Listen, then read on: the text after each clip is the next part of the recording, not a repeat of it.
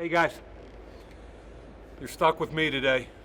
Hey Mike, do you have any can you give us any update on Tyrell and Trent, and how much concern is there with Trent? Respect he hasn't practiced yet. I really can't give you an update. Tyrell will be ready when he's ready, and Trent's on the process with the trainers, and I think we'll see him pretty soon. He's looking good. Hey Mike, it's Deshaun Reed from The Athletic. Now that you had the chance to see the rookies up close and in person and in pads, what have been your first impressions of that rookie class that you brought in? Well, I thought today's practice was as competitive a practice as we've had this year. I thought John and the coaching staff did a great job. Gave them a couple days to rest their legs, a lot of walkthrough stuff, and today they came out with great energy from an evaluation. And so to Sean, really what that means to me is today's as good a practice as we have to evaluate. I can't wait to get upstairs and see the tape. I mean, they competed their asses off, not just the one-on-one stuff, but on team. So as far as particularly with our rookie class, I think they've gotten a lot of pretty good press. I think a lot of people are kind of tapping them on the butt. And you know what? It's not time to anoint anybody yet. And this is what we talked about last year with Josh Jacobs and everybody else. It's just, you got to earn it in this league. Okay, and we don't have any preseason games to do it, which kind of exaggerates the evaluation process for us. So the snapshot of the rookies has been good, but that doesn't mean anything yet. You know, they got to compete on special teams. They got to get off press coverage in a real game. There's an awful long way to go before we anoint anybody in this rookie class. And Mike Willard Ramirez with AP in Las Vegas. To feed off that in terms of earning the spot, came in this year with quite some depth on the receiving core. Terrell goes down, but you have other guys that are battling, even at the bottom end of it, with Rico, Zay. Can you talk about the receivers on the whole and how nice it is to have the depth you have? Could not be more proud of Nelson Agholor and Zay Jones to start with. Nelson Agholor is on a mission. And Zay Jones is also. They're in as good a shape as any two players we have on our team. Their route running for both of them has improved. Their concentration has been outstanding. And I think our coaches have a plan for those guys. So you start with those two guys and you say, wow, we can see a huge difference in Zay from last year to this year. And I'm proud of the way he came to camp.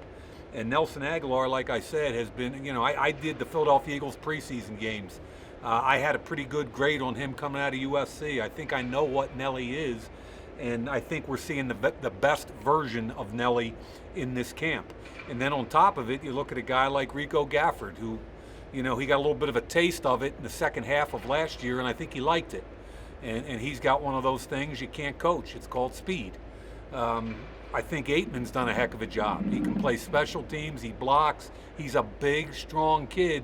And the thing I like about our veterans is they're grown men. They're not giving up jobs easily, trust me. So, Tyrell is down for whatever period of time, but I think the rest of the guys see it as an opportunity. Hey, Mike, I wanted to ask you about the status of Trayvon Mullen and also your thoughts on the cornerback battle so far at camp of the young corners you have. Yeah, I think Trayvon is going to be back sooner rather than later. We were worried about him last week, but it was a lot less than we thought it was going to be. And as far as the corners, the thing I like about it most is they're competing. And when I talk about evaluation and tape, there's still a couple of corners, Vic, that I don't feel like I know who they are yet. And that's really, I think, the challenge in this particular training camp. We don't have preseason games. We can't see them on special teams live. So I think the challenge, at least for me personally, is to try and figure out some of these young corners in the next 10 days. Hey, Mike, Vinny with the Las Vegas Review-Journal. Two-part question. Doing some tinkering with the roster the last few days. How much of that is a product of the fact that you haven't really seen this team until just a few weeks ago on the actual football field, and that evaluation is still ongoing? And then also Arden Key, at least from our vantage point, looks like he's had a pretty strong camp. From your vantage point, what's your assessment of where Arden is right now?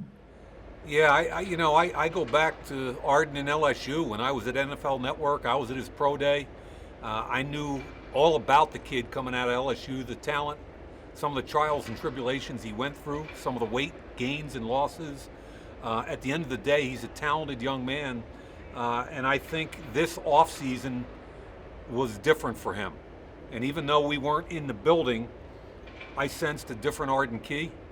I think his commitment to the organization, and even more importantly, his commitment to get the talent that he has out of himself. I think those were both evident, and I think they're showing up right now. And I think Arden, like the rest of the defensive line, has bought into Rod Marinelli. I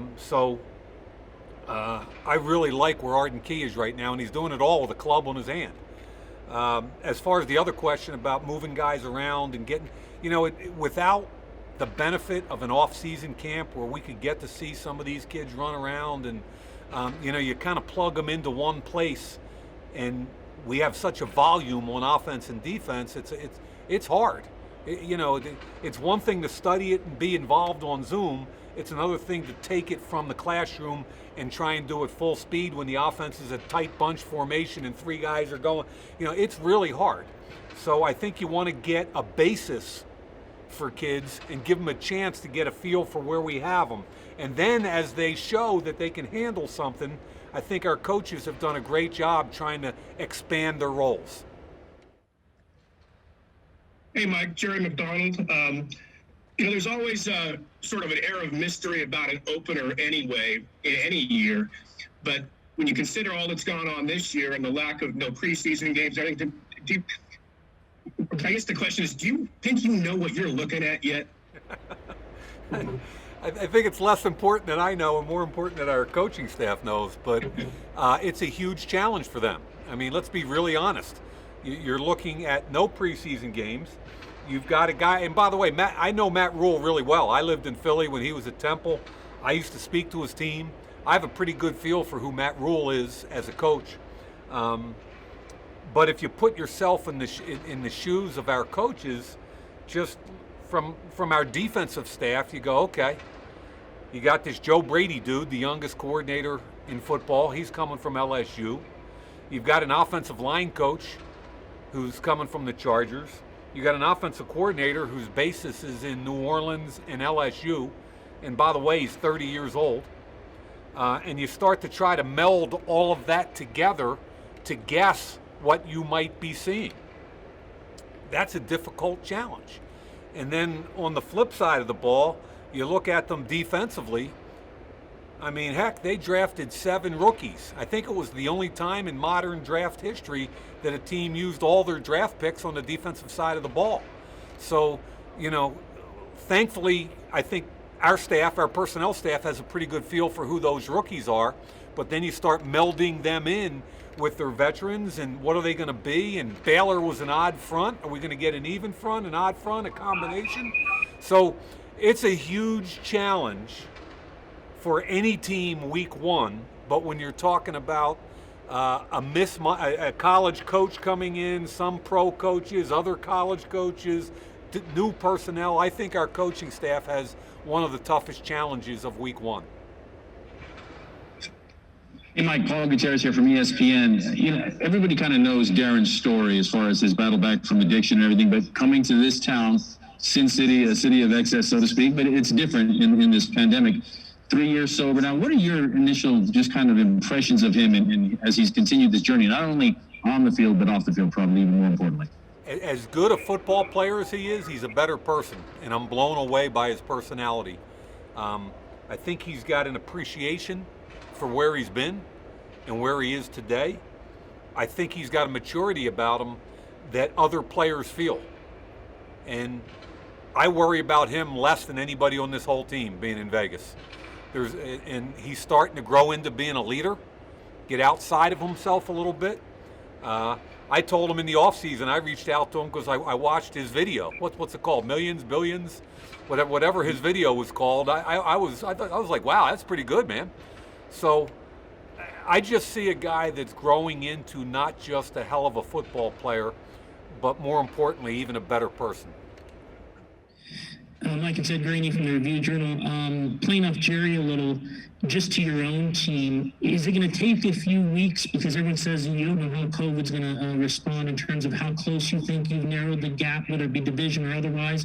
A lot of people think the first 2 weeks might be a little sloppy because no one plays preseason games. How close, if you can even say, do you think you've narrowed the gap? Narrowed the gap with who? Whether it's division or just getting better. And I know it's probably really hard because you haven't played and you're not going to play. Yeah, and I hate to go back to old school football cliches, and I feel like my dad right now, but the bottom line is all we care about right now is Carolina Panthers. There's no conversations in this building about divisional foes or where we fit in the hierarchy of the game. It's all about the Carolina Panthers. And Ed, you'll get a pretty good idea if we can compete or not compete by what we put out on the field. And I believe that sports in general, football in particular, what did Bill Parcells say? You are what your record says you are. And we expect to get better. We think we're working our tails off, but it's got to show up on the field, and there are no excuses, COVID or not. Mike, this is Hondo Carpenter from Sports Illustrated. I'm just curious, this far into camp, what are you most pleasantly surprised by? Most pleasantly surprised by? It's an interesting question because I spend most of my days about what I'm worried about. I think a couple things, Hondo. And it's not that it's a surprise, but I'm just really pleased with the way Derek Carr has taken over this football team, and it goes back to the off season. It goes back to all the workouts he had with the players, and the players just confirming their buy-in, and that's been awesome. I think Derek's just been natural. I think he gets better every day with John, year 3. That's been awesome. And beyond that, I just think our offensive line and the leadership that they show is outstanding every day. And I got to be, the bottom line is what I'm most pleased with is that we compete. Okay, and if you can give a coach or a GM a compliment, that's the highest compliment you can give them, that your kids compete. And that's what I think we're seeing. We got to get better. And when John and I started this thing together, that's what we talked about. That was pretty much our number one goal. We got to compete. Our kids have to compete. And we believe we're slowly getting where we want to go there.